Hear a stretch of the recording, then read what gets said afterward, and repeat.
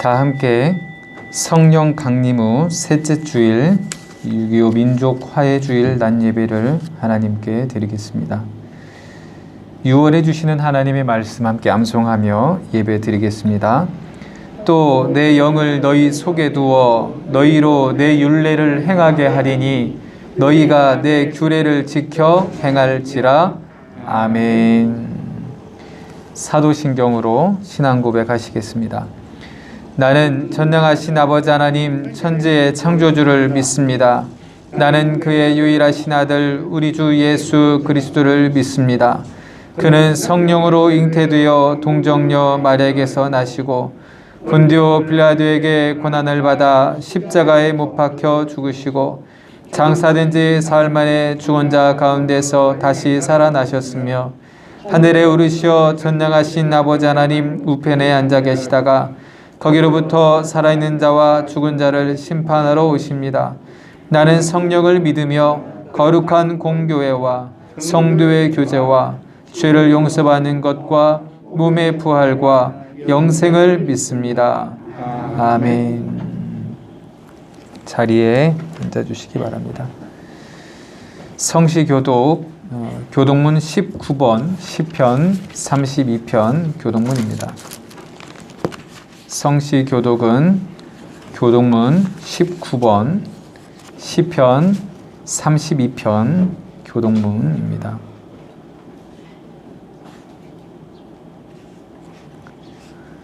교독으로 봉독하겠습니다. 허물의 사함을 받고 자신의 죄가 가려진 자는 복이 있도다.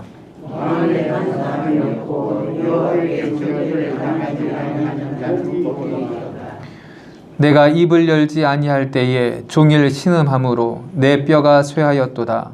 주의 손이 죄로 나를 누르시오니 내 진영에 빠져서 이런 감옥에 빠져가시기를. 주께 내 죄를 아뢰고 내 죄악을 숨기지 아니하였더니 이로 말미암아 모든 경건한 자는 주를 만날 기회를 얻어서 주께 기도할지라.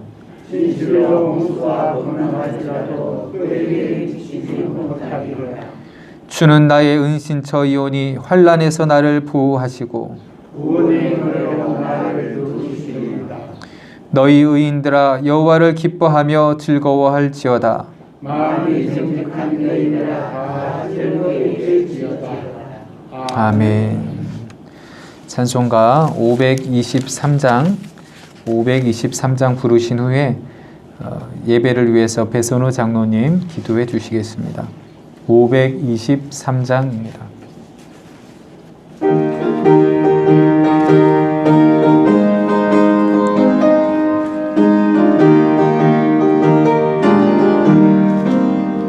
어두운 죄악 길에서 목자 없는 양같이 모든 사람 길 찾아 헤맨다. 자비하신 하나님 독생자를 보내사 너를 지금 부르니 나오라. 이때라 주의 긍휼 받을 때가 이때라. 지금 주께 나와 겸손하게 절하라. 구원함을 얻으리. 험한 십자가 위에 달려 돌아가신 주 다시 살아나셨네 기쁘다. 죄인 구원하실 때 어서 주께 나와 그 신 은혜 구하라. 이때라 주의 긍휼 받을 때가 이때라. 지금 주께 나와 겸손하게 아뢰라. 구원함을 얻으리. 주의 귀한 말씀에 영원 생명이 있나니 주님 너를 용서해 주신다. 주가 부르실 때에 힘과 정성 다하여 주의 은혜 받으라 받으라. 이때라 이때라 주의 긍휼 받을 때가 이때라. 지금 주께 나와 겸손하게 아뢰라. 구원함을 얻으리 얻으리. 세월 빨리 흐르고 세상 친구 가는데 너의 영혼 오늘 밤 떠나도 주의 구원 받으면 천국에서 영원히 주와 함께 살리라 살리라. 이때라 이때라 주의 긍휼 받을 때가 이때라. 지금 주께 나와 겸손하게 아뢰라. 구원함을 얻으리 얻으리.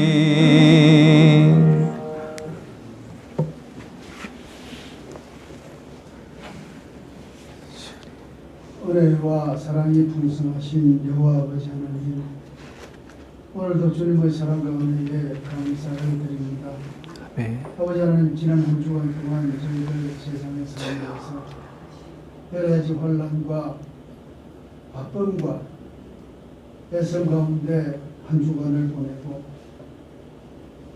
열심히 살았던 잘못 살았던 하나님과 함께하는 귀한 한 주간이 되었으리라고 저희들께 생각합니다. 부족함이 많았던 부분이 있다면 이 시간 되게 하여 주시고, 아버지 잘한 것은 더 잘할 수 있도록 주께서 도와주시옵소서. 아멘. 아버지, 오늘 주일은 유교 민족화의 주일로 주님께 영광을 드리려 합니다. 유교난 지 오래되었지만 아직도 이 민족은 상처 가운데 살며 서로 적대시하며 어느 누구도 자신의 잘못을 먼저 사과하지 않는 그런 상황에서 이 나라가 핍박과 공분 가운데 존재하고 있습니다. 주님, 정치하는 위정자들에게 하나님의 크신 은혜가 함께하여 서로가 화해할 수 있는 그 은혜도 주께 허락하여 주시옵소서. 아멘. 한 해 시작된 지 어느덧 반년이 지나 이제 6월달도 막바지로 치닫고 있습니다. 코로나와 더불어 시작된 한 해가 어찌 시작되었는지 어찌 지나갔는지 통관조차 하기 어려운 가운데 한 해 절반이 지나가버린 이 시간에 저희들 놓치고 있던 부분, 미진했던 부분, 새롭게 시작해야 될 여러 가지 일들을 잘 준비하고 잘 계획하게 하셔서 지금까지 너무 미진했던 부분들 잘할 수 있도록 도와주시고, 아멘. 앞으로 남아있는 이년의 시간들도 주님과 함께하며 계획했던 여러 가지 일들이 아버지 앞에서 완성될 수 있도록 주께서 도와주시옵소서. 아멘. 어려운 가운데서도 교회를 이끄시는 사랑하는 목사님 영육권의 강건함을 허락하시고, 특별히 오늘 선포하는 말씀이 살아 역사하는 군능의 말씀이 되게 하셔서 아멘. 그 말씀으로 인하여 우리들이 많은 은혜 받고 새로운 신앙의 결심을 할 수 있도록 주께서 도와주시옵소서. 아멘. 그 말씀으로 인하여 많은 성도들이 큰 열매를 맺을 수 있는 능력과 은혜의 말씀으로 축복하여 주시고, 아멘. 듣는 저희들의 마음의 문을 열어서 하나님의 귀한 말씀을 잘 받아들일 수 있도록 주께서 도와주시옵소서. 아멘. 교회 속해 있는 사랑하는 성도들 영권의 강건함으로 축복하여 주시옵소서. 아멘. 특별히 연로하신 교우들 건강 지켜주시기를 간절히 기도합니다. 아멘. 한 사람도 아프지 않게 하시고, 한 사람도 믿음 안에서 떨어지지 않게 하시고, 아멘. 한 사람도 주의 은혜 안에서 벗어난 일 없도록 주께서 지켜주시옵소서. 아멘. 우리 아이들도 선물 주시고 주여. 건강하게 잘 자랄 수 있도록 도와주시고 그들이 열심히 말씀을 배우고 공부하여 아버지 앞에 훌륭히 들어서있는 큰 사람으로 축복하여 주시옵소서. 아멘. 사랑하는 청소년들과 멀리 떠나 있는 사랑하는 자녀들 주님 기억하여 주시고 그들의 건강을 지켜주시며 그들의 기도 제목마다 응답받는 기도가 될 수 있도록 주께서 축복하여 주시옵소서. 아멘. 특별히 꿈과 희망을 주여. 가지고 열심히 노력하는 사랑하는 학생들, 청년들 주님 기억하여 주시고 주여. 그들이 소원하고 원하는 일들이 너무 늦지 않게 하루빨리 이루어지도록 주께서 도와주시옵소서. 아멘. 직장에서 농사일로 수고 많으신 사랑하는 장년부 우리 교우들 주님 지켜주시고 특별히 건강 축복해 주시며 어디에서 무엇을 하든 하나님의 크신 은혜와 함께 기쁨으로 일할 수 있도록 주께서 도와주시옵소서. 아멘. 평평한 사정 따라 미참한 사랑하는 성도들 주님 기억하여 주시고 어디에 있든지 주여. 무엇을 하든지 주여. 하나님 같은 은혜로 축복하여 주여. 주시며 그들을 붙잡아 주시옵소서. 아멘. 아버지 하나님 병중에 있는 사랑하는 교우들 주님 기억하여 주시고 주님 은혜 안에서 하루빨리 결차될 수 있는 귀한 축복도 아울러 허락하여 주시옵소서. 아멘. 아버지 하나님 이 나라도 세계의 여러 나라도 코로나로 고생하는 모든 민족들 모든 사람들 주님 기억하시고 주여. 하루빨리 그 질병을 예방할 수 있는 백신이 개발되게 하시고 주여. 아멘. 치료하는 의사들이나 치료받는 사람들이나 모두 하나님 은혜 안에서 결차될 수 있도록 주여 도와주시고 특별히 이 나라의 경제와 이 나라의 외교와 이 나라의 국방도 주님 기억하여 주시고 모든 국민들이 안심하고 주여. 잘 살아갈 수 있도록 주께서 도와주시옵소서. 아멘. 오늘 주일을 맞아 예배드리는 곳곳마다 하나님의 크신 사랑과 은혜가 함께할 줄 믿사오며 예수님 이름으로 기도드립니다. 아멘.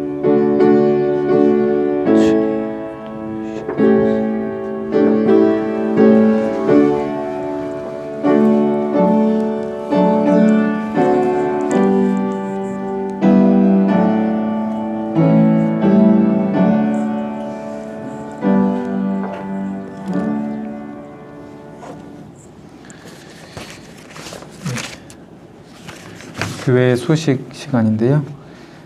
우리 계속해서 우리 코로나 상황이 끝날 때까지는 늘 개인 위생과 또 우리 사회 방역 지침을 잘 따라주시기를 바랍니다. 부득이하게 교회 현장 예배에 참석하지 못하신 분들을 위해서 한두 분이 됐더라도 온라인 예배로 계속 송출을 하고 있습니다. 여러분 부득이 못 오실 경우에는 우리 유튜브나 밴드를 이용해서 예배에 참여하시길 바라고 또 그런 준비가 여건이 안 되시는 분들은 가정에서 말씀과 찬양으로 이렇게 예배를 드리시면 되겠습니다. 오늘도 우리 함께 예배를 드려야 되는데 몇 분 또 보이지 않는 얼굴들도 있습니다.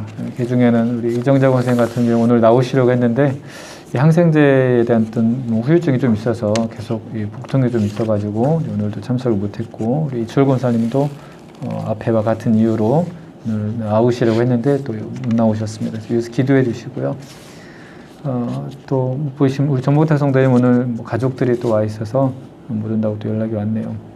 그래서 그렇게 이렇게 저렇게 또 못 오신 분들 여러분들 기억해 주시고 또 주중에도 또 기도해 주시고 또 연락해서 또 서로 이 어려운 시기에 사실 얼굴을 보고 또 교제할 수 있는 상황이 못 되다 보니까 조금 더 이제 위축될 수도 있는데 조금 더 한 번 더 생각해 보고 한 번 더 연락하고 그렇게 기도해 줄 수 있는 그런 우리 교회 공동체가 되기를 바랍니다.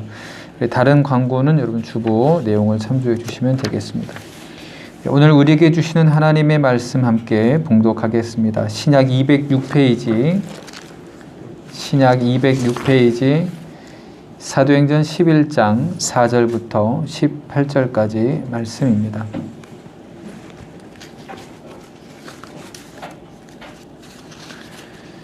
신약 206페이지 사도행전 11장 4절부터 18절까지 말씀 교독으로 봉독하겠습니다. 베드로가 그들에게 이 일을 차례로 설명하여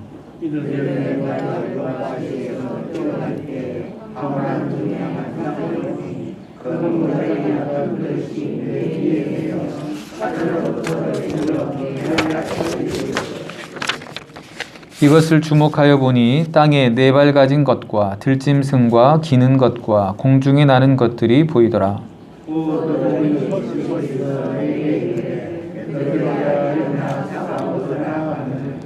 내가 이르되 주님 그럴 수 없나이다. 속되거나 깨끗하지 아니한 것은 결코 내 입에 들어간 일이 없나이다 하니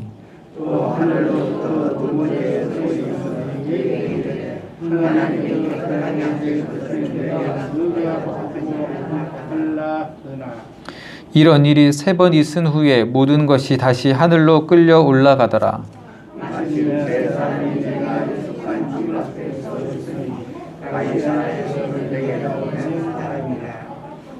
성령이 내게 명하사 아무 의심 말고 함께 가라 하시매 이 6 형제도 나와 함께 가서 그 사람의 집에 들어가니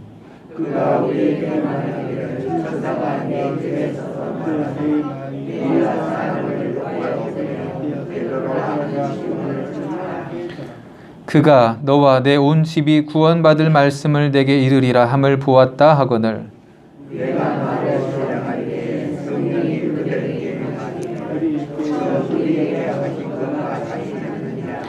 내가 주의 말씀에 요한은 물로 세례를 베풀었으나 너희는 성령으로 세례를 받으리라 하신 것이 생각났노라.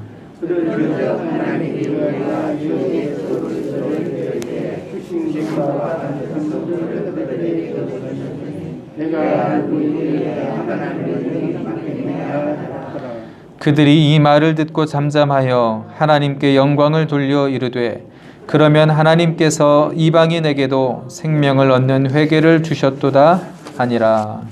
아멘. 할렐루야. 오늘도 주님의 말씀의 은혜가 저와 여러분 가운데 충만하기를 간절히 기원합니다. 오늘은 총회가 제정한 민족 화해 주일입니다. 6.25 이제 한국 전쟁이라고 그렇게 많이 부르죠. 전 세계에 20여 개 국가가 참여해서 어떤 그 당시 냉전 상황 가운데서 이제 전쟁을 치렀다 그래서 우리 예전에는 이제 6.25 사변 이랬는데 한국 전쟁이라는 표현으로 이제 이렇게 학술적으로 통칭을 하고 있습니다. 이제 이번 주 목요일인데 벌써 올해가 70주년이 됩니다. 한국 전쟁이 발발한 지 70년이 되는데 여전히 우리는 분단의 아픔을 겪고 있고 서로의 어떤 물리적인 군사적인 대결을 하고 있고 또 특히나 이제 지난 주간에는 남북 그 공동연락사무소를 이제 폭파시켜 버리는 참으로 이제 안타까운 일들이 이제 계속 벌어지고 있죠. 앞으로도 당분간 어려울 거라는 그런 전망들이 누가 봐도 쉽게 생각할 수 있는 상황인데 이런 이데올로기와 또 그런 정치적인 문제로 갈등하는 시대는 지나갔음에도 불구하고 여전히 우리는 그런 갈등을 겪고 있습니다. 왜 그런 갈등이 일어날 수밖에 없느냐를 놓고 보면 사실 서로 그 출발을 따지고 들어가면 생각의 차이, 또 어떤 판단의 차이, 그 차이가 하나의 이 사회를 이끌어가는 정치 체제와 또 경제 체제를 결정하게 되고 거기에 대한 것들을 서로 용납하거나 인정하지 못하고 이것 아니면 안 된다는 것을 군사나 어떤 물리적인 걸로 강제하려고 하다 보니까 전쟁이라는 상황까지 오게 되고 서로 대결하게 되는 그런 상황에 오는 거죠. 서로의 차이를 인정하지 못하고 서로 대적하게 될 때에 어디서든지 분열이 일어나고 전쟁이 일어날 수밖에 없는 것을 우린 잘 알고 있고 우리 한민족 한반도는 그걸 온몸으로 역사 가운데 70년이라는 세월 동안 느끼고 있습니다. 그러니까 이런 분열과 이런 갈등이 계속되니까 사실 강대국의 도움을 받긴 하지만 굳이 필요하지 않는 그런 어떤 경제적인 지출과 정치적인 어떤 간섭도 받을 수밖에 없는 상황을 우리가 살아가고 있는 것이죠. 바라건대 또 기도하건대 이 민족 화해주의를 통하여서 우리가 그리스도인으로서 하나님께 간구해야 될 그런 책무가 있는 줄로 믿습니다. 하나님, 이 땅 이외에, 이 나라 이외에 이 갈등과 분열의 씨앗부터 또 나타나는 모든 문제들이 깨끗하게 사라지고 하루속히 종결될 수 있도록 하나님께서 인도하여 주시라고, 다스려 주시라고 우리가 오늘 이 민족 화해주의를 통하여서 기도하고 나아갈 수 있기를 주님의 이름으로 부탁을 드립니다. 이 체제에 대한 갈등과 분열이 끝나가는 방향으로 나아가면 우리 개개인의 삶도 사실은 그만큼 더 안정적으로 보장받을 수가 있는데, 계속 이 전쟁과 분열의 어떤 분단의 이 갈등이 계속되면 될수록 정치적으로 불안하고 경제적으로 그만큼 또 손실을 우리가 감당해야 되기 때문에 모두에게 좋은 일이 하나도 없는 것이죠. 더 나아가서는 하나님께서 우리 인생에게 허락하신 삶 자체가 갈등과 전쟁과 분열과 서로의 반목과 질시를 위해서 주시는 생명들이 아니라 서로 평화롭고 서로 공존하고 서로 살리는 삶을 살라고 우리에게 생명을 주셨다는 그 인생의 근본 원리를 놓고 봤을 때에도 이 갈등과 분열과 이 차별의 문제는 사실 하나님 뜻 앞에서도 맞지 않는 것이죠. 구약의 스가랴 선지자를 통하여서 하나님께서 주신 말씀이 있습니다. 그 말씀을 보면 학계 선지자 등과 함께 활동을 했었는데 바벨론 포로 생활을 보내고 다시 이스라엘 백성이 예루살렘으로 돌아왔죠. 3번에 걸쳐서 바벨론으로 끌려갔고 3번에 걸쳐서 다시 예루살렘으로 돌아오는 과정이 있었습니다. 근데 그 돌아오는 과정 속에 하나님께서 스가랴 선지자를 통하여 환상 가운데 보여주시는 말씀이 이스라엘 백성이 회복하게 될 것이다. 근데 그 회복할 때에는 다른 하나님을 알지 못하고 하나님을 인정하지 못했던 이방 나라들이 예루살렘으로 올 것이고 그 예루살렘에 찾아와서 여호와 하나님을 찾고 그 여호와 하나님을 함께 섬기겠나라고 부르짖는, 그래서 10명이 와도 한 사람 예루살렘의 이 유다 백성들을 찾게 될 것이고 그들을 통하여서 하나님을 찾게 될 것이다. 스가랴를 통하여서 하나님께서 그렇게 예언하신 것을 보게 됩니다. 그 스가랴 선지자를 통하여서 예언한 것은 이스라엘 민족이 뛰어나다라는 말을, 이스라엘 민족이 그만큼 복을 많이 받았다라는 말씀이 아니라 그 민족 가운데에 하나님의 말씀이 담겨져 있고 그 이스라엘 민족을 통하여서 예수 그리스도가 오실 것을 예언하고 있는 것이거든요. 그러니까 스가랴 선지자를 통해서 주시는 말씀은 이스라엘 민족이 다른 민족보다 뭔가가 막 더 탁월하고 뛰어나서가 아니라 그 민족 가운데 오실 메시아 예수 그리스도를 통하여서 온 나라 열방을 살리는 생명의 말씀이 그 예수 그리스도를 통하여서 선포될 것이고 성취될 것이고 그로 인하여서 온 열방의 나라 사람들이 다 이 예루살렘을 향하여서 여호와를 찾고 여호와를 예비하게 될 것이라는 그런 말씀을 들려주고 있는 것입니다. 그래서 모든 나라가 갈등과 반목과 대결의 구도가 아니라 예수 그리스도의 이 생명을 전하는 그 복음을 통하여서 온 세상이 평화를 얻게 될 것이다. 서로가 포로로 잡아가고 포로로 끌려가는 그런 전쟁과 대결의 구도가 아니라 예수 그리스도 안에서 하나님을 예배하고 찬양하는 그런 평화로운 나라와 평화로운 다스림을 얻게 될 것이다. 그런 말씀을 선포해 주는 것이죠. 그 말씀이 예수 그리스도를 통하여서 이 땅 위에 성취가 되었습니다.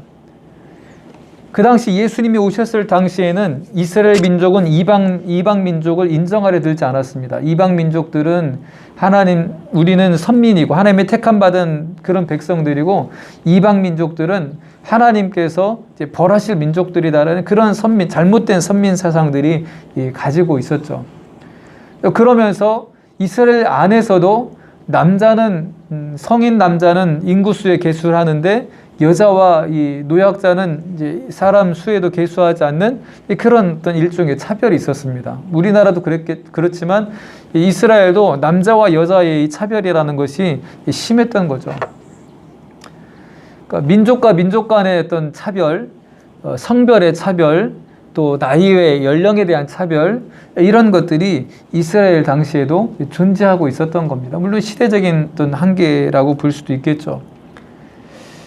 또 바리새인은 바리새인대로 우리는 하나님의 말씀을 잘 지키려고 사는 사람들인데, 그렇지 않은 일반 백성들은 하나님의 선민이라고 하는 이스라엘 중에서도 바리새인 같은 경우는 자기 자신들이 누리고 있는 속에서 믿음을 잘 지키는 사람들이고, 그렇지 않는 이스라엘 백성들, 경제적으로 또 여러 가지 사정으로 안식일을 지키지 못하는 사람들, 또 하나님의 말씀 앞에 어떤 죄라고 이제 정해지는 그런 율법들 앞에서 걸려 넘어지는 사람들, 이 사람들을 이제 정죄하고 나는 의롭다라는 그런 또 어떤 종교적인 차별도 존재하고 있었습니다. 그러니까 복음서에 보면은 이제 그런 유대인들의 선민 사상과 또 일부 바리새인들과 어떤 경건주의자들의 잘못된 그런 신앙의 종교적 차별에 대해서 예수님께서 계속해서 책망하시고 돌이키라는 말씀하시는 것을 보게 됩니다. 마가복음 7장 24절부터 30절 말씀에 보면 예수님께서 스로보니게 여인이 찾아오셨을 때 대화하는 내용을 이제 보게 되는데요. 예수님께서 이 이스라엘 백성들, 특히 이제 바리새인들과 논쟁을 하는 가운데에 너희들이 아무리 예배를 드리고 제사를 드린다고 하지만 마음을 다하여서 예배를 드리지 않으면, 마음을 다해서 하나님을 찾지 않으면 너희들의 그 형식적인 것들은 아무런 하나님 앞에서 의미가 없는 것들이다 라고 예수님께서 말씀을 하십니다. 그런 논쟁을 이제 벌이고 난 다음에 이제 두로 지방으로 이제 옮겨가셨는데, 거기에서 그 지역에 사는 이 수로보니게 여인이 예수님을 찾아온 거죠. 이유는 그 딸이 이제 귀신 들려가지고 자신의 인생을 제대로 살아가지를 못하는 것입니다.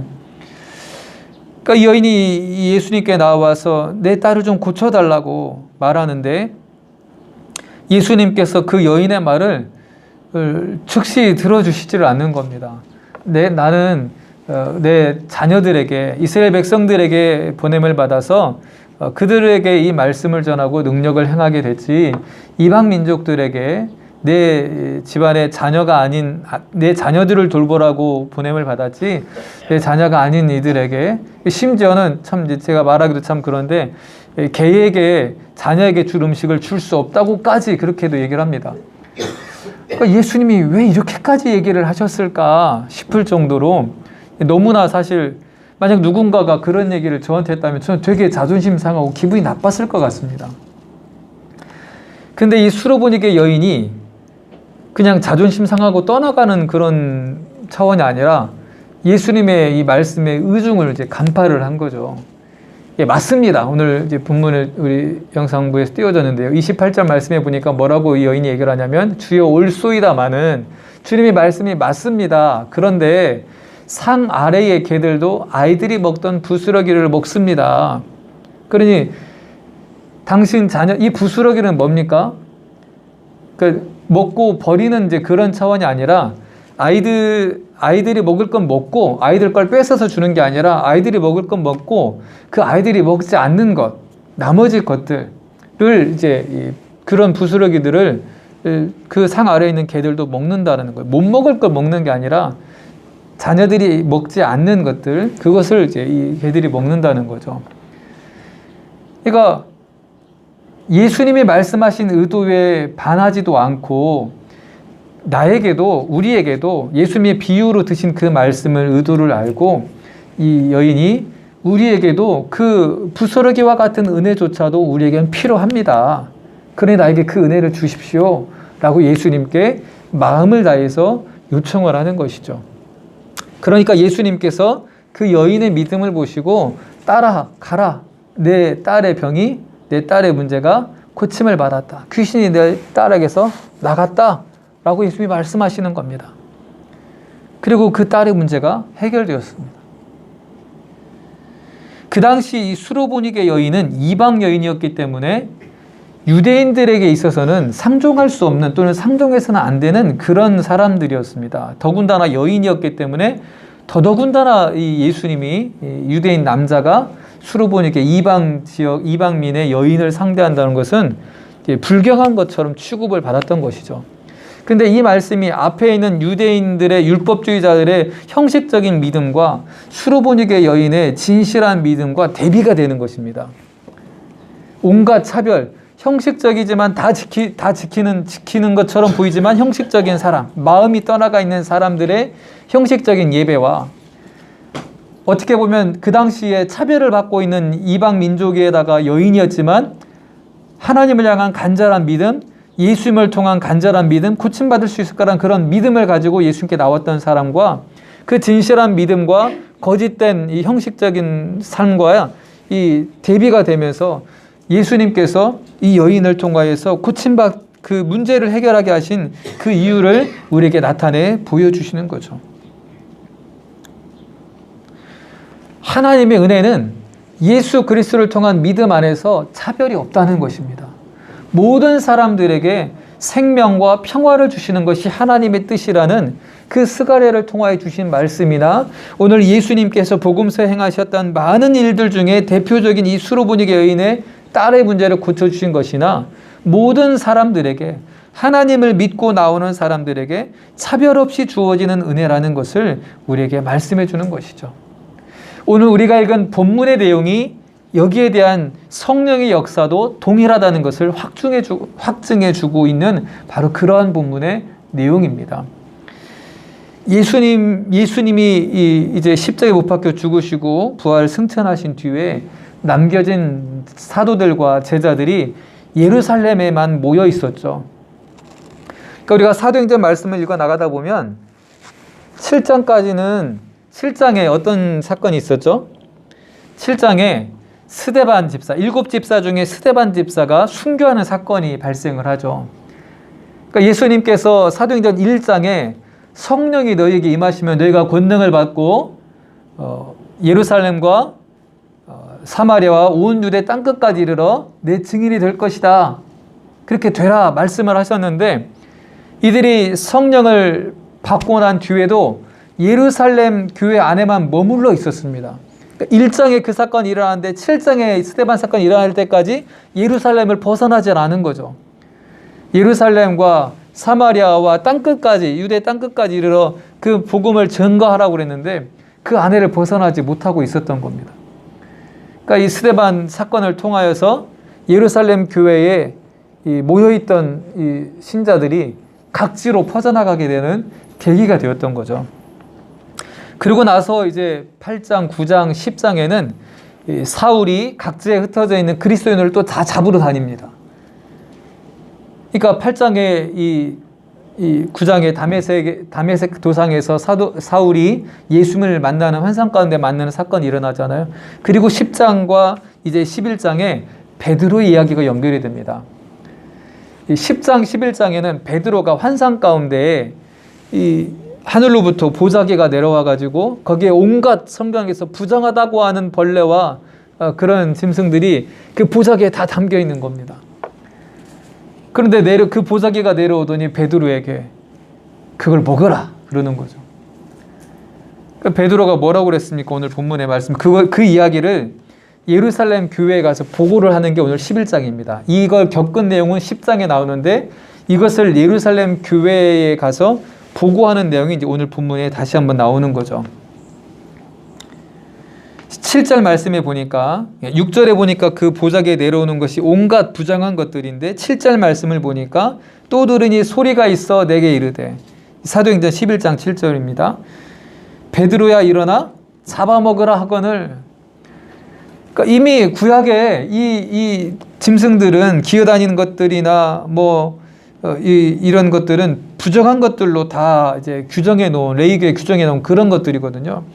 그런 것들이 한 보따리 안에 다 들어와서 내려오는데 그걸 잡아먹으라고 하는 겁니다. 부정을 타라는 건데 8절에 보니까 그럴 수 없습니다라고 베드로가 당당하게 얘기를 합니다. 속되거나 깨끗하지 아니하는 것을 결코 내 입에 들어간 일이 없습니다. 자기는 그래도 유대인으로서 지킬 건 지켜왔다는 거죠. 그러니까 9절 말씀에 다시 한번 하나님의 말씀, 하늘에서 소리가 들리기를 하나님이 깨끗하게 하신 것을 내가 속되다고 하지 말라. 이게 3번 반복되는 거죠. 그러고 나서 이제 고넬료라는 이 이방 민족의 이 하인들이 와서 이 베드로를 청합니다. 주인이 당신을 모시오라고 했습니다. 또 하나님께서 10장 말씀을 보면 하나님께서 내가 예비한 자니 그들을 따라가라 해서 그 집에 갔더니 이 고넬료라는 사람의 집에 하나님께서 예비하셔서 구원하시려고 그들의 마음을 사로잡고 있는 것을 이제 베드로에게 깨닫게 하시는 거죠. 12절 말씀을 보니까, 우리 7장 12절 말씀을 보니까 성령이 내게 명하사 아무 의심 말고 함께 가라 하심에 이 6 형제들, 베드로를 청했던 그들과 함께 가서 보니까 그가 이미 이 하나님의 말씀을 받을 준비를 하고 온 집안 식구들 다 그 자리에 모아놓은 겁니다. 그리고 나서 거기에서 이 베드로가 하나님의 말씀을 전하는 것이죠. 15절 말씀을 보니까 베드로가 그 온 고넬료 집안의 사람들을 모여 있는 그곳에서 말씀을 시작할 때에, 내가 말을 시작할 때에 성령이 그들에게 임하시기를 처음 우리에게 하신 것과 같이 하는지라. 처음 우리에게 하셨다라는 것은 베드로와 그 사도들이 모여 있는 곳에 성령이 임재하는 사건이 임했던 것과 같이 그들에게도 성령이 임하는 것을 보게 되었다는 것입니다. 17절 말씀을 보니까요, 제가 대신 읽어드리겠습니다. 17절, 18절을 제가 대신 읽어드릴 테니 여러분 눈으로 한번 따라 읽어보십시오. 그런즉 하나님이 우리가 주 예수 그리스도를 믿을 때에 주신 것과 같은 선물을 그들에게도 주셨으니 내가 누구에게 하나님을 능히 맡겠느냐 하더라. 그들이 이 말을 듣고 잠잠하여 하나님께 영광을 돌려 이르되 그러면 하나님께서 이방인에게도 생명 얻는 회개를 주셨도다 하니라. 이게 예루살렘 교회의 보고 대회라고 그렇게 불려지는 장면입니다. 이때까지만 하더라도 예루살렘에 모여있던 이 신자들이 각지로 흩어져 가지고 복음을 전하기 시작했는데, 각지로 흩어져서도 그 이방 지역에 있는 유대인들에게만 말씀을 전했단 말이에요. 근데 베드로를 통하여서 이방 민족들에게도 말씀을 전하는 일들이 벌어지기 시작을 했고, 다른 사도들에게도 그 일들을 성령께서 이끌어 가시기 시작을 하는 겁니다. 대표적인 게 이 베드로를 통해서 고넬료라는 이방 민족에게 전한 사건이 오늘 예루살렘에 보고가 된 건데, 그 보고된 사건이 베드로가 임으로 무엇을 행한 게 아니라 성령의 인도함 가운데, 유대인들은 이전까지는 우리는 택한 백성들이고 거룩한 구분이 되어 있기 때문에 저들에게 전할 수 없다라고 아주 철저하게 선입견과 편견으로 사로잡혀 있었는데, 하나님께서 성령의 음성을 들려주셔서 그 편견과 선입견을 깨뜨리게 하신 겁니다. 그 대표적인 말씀이 9절에 우리가 읽었던 것처럼 하나님이 깨끗하게 하신 것을 네가 속되다고 하지 마라. 하나님이 깨끗하게 하신 것이 무엇입니까? 예수님께서 십자가에 못 박혀 죽으실 때에 성전의 휘장이 위에서부터 아래로까지 둘로 갈라지면서 하나님을 가로막는 그 어떠한 장벽도 존재하지 않는 것을 보여주셨습니다. 예수 그리스도를 통하여서 하나님과 사람이 직접 대면할 수 있게 되었다는 것, 그러니까 어떠한 이 더러운 것이 이 사람과 하나님을 가로막지 못하고 오직 예수 그리스도를 통하여서 하나님께 나아갈 수 있게 되었다는 것, 모든 것이 예수 그리스도로 말미암아 깨끗하게 되었다는 것을 말씀해 주고 있는 것이죠. 그리고 그것을 이 베드로가 고넬료를 찾아가서 복음을 전하면서 그 나타난 결과로도 확증하게 해주신 사건이 이 고넬료의 복음을 전하는 사건입니다.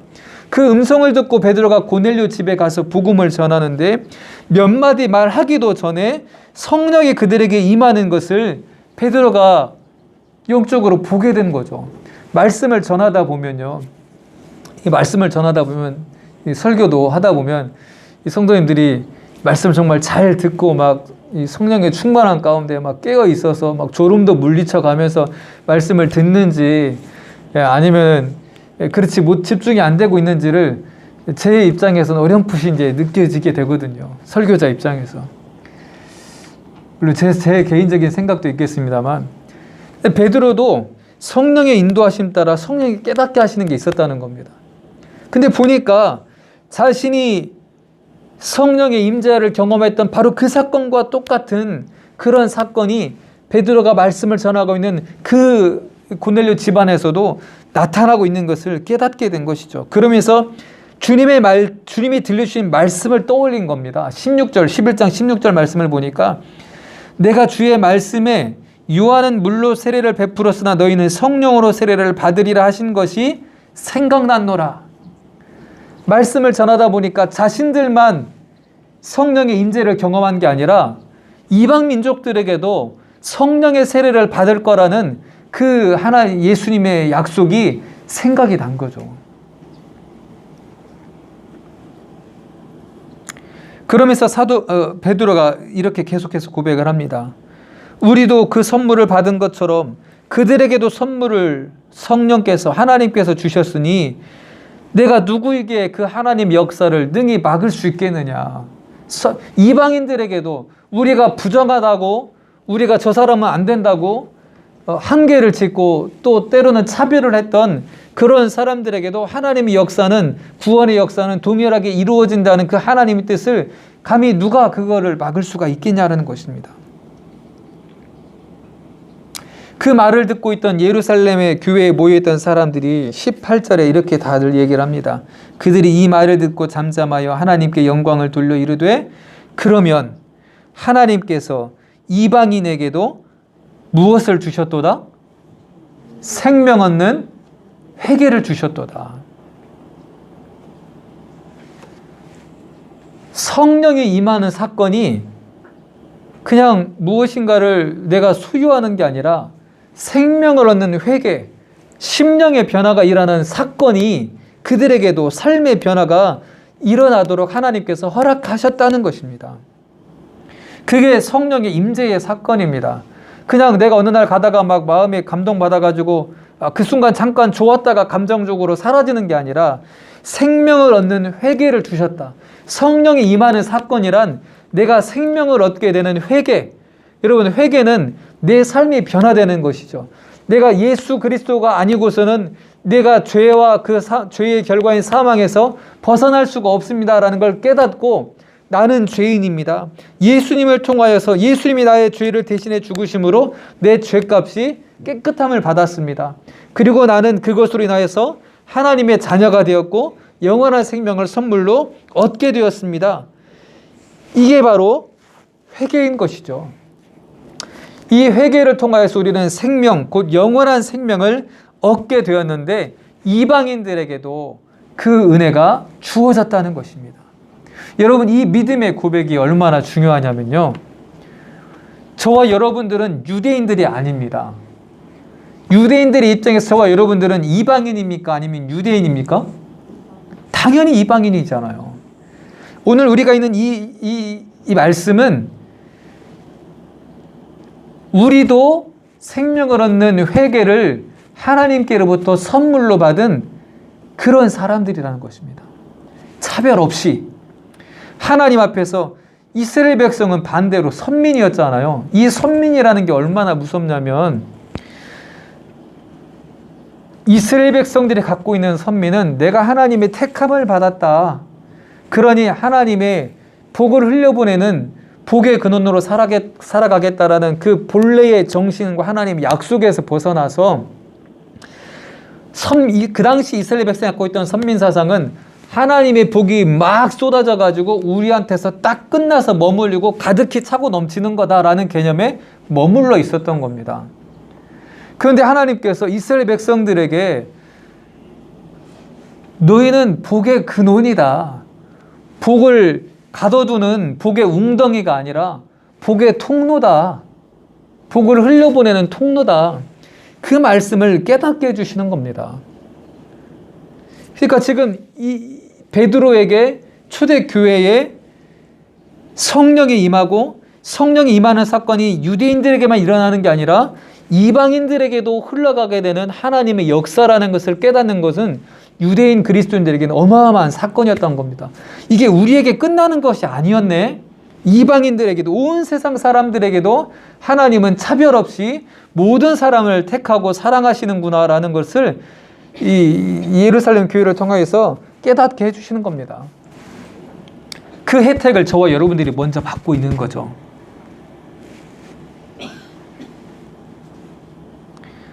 하나님의 은혜는 차별이 없습니다. 여러분 그 사실을 믿으시길 바랍니다. 남자나 여자나 나이가 많거나 적거나 부자나 가난한 자나 흑인이거나 백인이거나 성별의 차이 없이 인종의 차이 없이 민족의 차이 없이 사회 정치적인 체제의 차이 없이 모든 사람들에게 구원이 주어지고 모든 사람들이 구원을 받아야 될 사람들이라는 것을 하나님께서는 오늘 우리에게 말씀해 주고 있는 것입니다.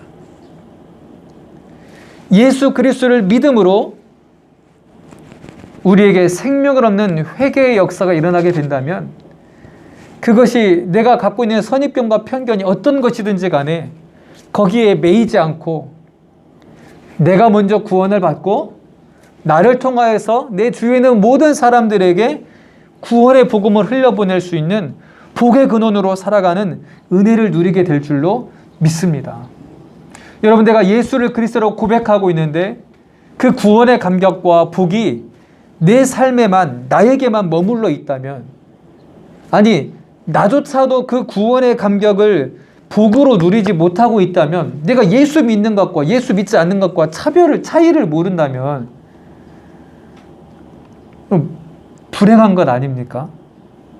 오늘 예배드리는 우리 내곡의 모든 성도들이 예수 믿는 것과 그렇지 않는 것과의 분명한 차이를 성령께서 깨닫게 해주시기를 간절히 축원합니다. 내가 예수 믿음으로 우리에게 주어지는 평안의 복, 무엇보다 구원의 복, 영원한 생명의 복, 죄사함의 복, 이 모든 것들이 저와 여러분의 삶 속에서 매일같이 깨달아지기를 간절히 기원합니다.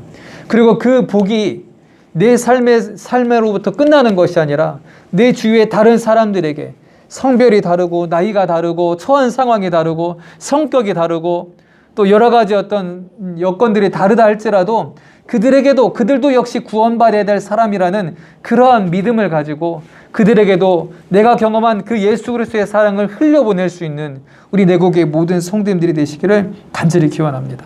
차별이 없는 하나님의 은혜, 그 은혜를 저와 여러분들이 먼저 받았고 이제는 그 은혜를 저와 여러분들을 통하여서 세상 가운데 흘려보내기를 우리 주님께서는 원하고 계십니다.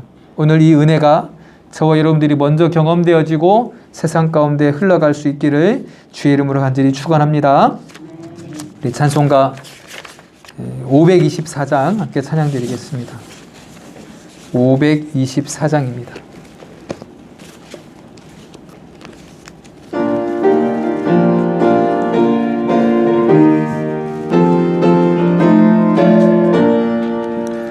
갈 길을 밝히 보이시니 주 앞에 빨리 나갑시다.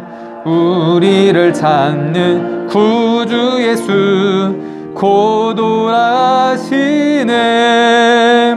죄악 벗은 우리 영혼은 기뻐 뛰며 주를 보겠네. 하늘에 계신 주 예수를 영원히 섬기리. 우리를 오라 하시는 말 기쁘게 듣고 순종하세. 구주를 믿기 지체 말고 속속히 나가세. 죄악 벗은 우리 영혼은 기뻐 뛰며 주를 보겠네. 하늘에 계신 주 예수를 영원히 섬기리. 주 오늘 여기 계시오니 다 와서 주의 말씀 듣세. 듣기도 하며 생각하니 잠들리시로다. 죄악 벗은 우리 영혼은 뛰며 주를 보겠네. 하늘에 계신 주 예수를 영원히 섬기리.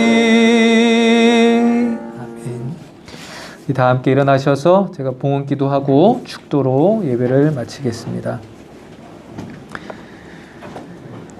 하나님 감사합니다. 오늘도 저희를 불러주셔서 어떠한 차별도 없이 우리를 사랑하시고 우리에게 은혜를 베풀어 주시며 성령의 능력을 부어주심을 깨닫게 해주셔서 감사합니다. 주님, 우리가 예수를 그리스도라고 믿지만 그 예수 그리스도를 통하여 우리에게 주어진 복이 우리 안에서만 머무르지 않게 해주시옵소서. 우리를 통하여서, 나를 통하여서 내 주위의 많은 사람들에게 하나님의 사랑과 구원이 필요한 많은 사람들에게 나를 통하여 그 사랑이 흘러갈 수 있는 그런 하나님의 은혜의 주인공이요, 하나님의 은혜의 전파자로 살아가는 우리 내국의 성도들이 다 되게 하여 주시옵소서. 아버지 하나님, 이 시대를 살아갈 때에 이 곳곳에서 여러 가지의 차별들이 많이 일어나고 있습니다. 나도 알지 못하는 사이에 차별을 받기도 하고 내가 알지 못하는 사이에 또 누군가는 차별을 하기도 하는 그런 시대를 우리는 살아가고 있습니다. 주님의 말씀 앞에 깨어 있어서 아버지 하나님의 말씀에 우리가 순종하고 그 뜻 안에서 살아가는 우리 내고교회 성도들이 되게 해주셔서 나로 말미암아 아버지 하나님의 그 사랑이 풍성해지고 그 풍성한 사랑이 곳곳으로 흘러가서 아버지 하나님 이 세상 가운데 아버지 하나님 대결과 분열과 또한 차별과 나아가서 전쟁과 그런 모든 것들이 사라지고 주님이 주시는 생명과 평화의 시대가 도래할 수 있도록 하나님 먼저 우리들의 삶을 주의 성령으로 강하게 붙잡아 주시옵소서. 아버지 하나님, 그 모든 것들을 주관하셔서 생명과 평화로 인도하시는 그 하나님을 향한 믿음으로 오늘도 귀한 예물을 주님께 올려드립니다. 아버지 하나님, 이 예물이 우리 내고교회를 통하여 쓰여질 때에 아깝지 아니하게 그런 하나님의 은혜의 통로로 사용되어지게 하여 주시고 많은 사람들에게 복음을 전하고 많은 사람들을 생명길로 인도하는 데에 귀한 예물 쓰여지도록 하나님 지혜와 능력을 허락하여 주시옵소서. 아버지 하나님, 이 한 주간 살아간 우리 내국의 모든 성도들에게 또 오늘 예배자들에게 아버지 하나님 함께 하시고 성령의 능력을 덧입혀 주셔서 매일매일의 삶 속에 세상 가운데 지치지 아니하고 하나님이 함께 하심으로 평안과 기쁨과 건강과 능력을 누리며 살아가는 우리 내국의 모든 성도들이 다 되게 하여 주시옵소서. 이제는 우리 주 예수 그리스도의 은혜와 하나님 아버지의 무한하신 사랑하심과 성령 하나님의 감동 감화하심이 주의 말씀을 붙들고 세상을 향해 나아가는 주의 사랑하는 자녀들 위해 지금부터 영원토록 함께하옵시기를 축원하옵나이다. 아멘.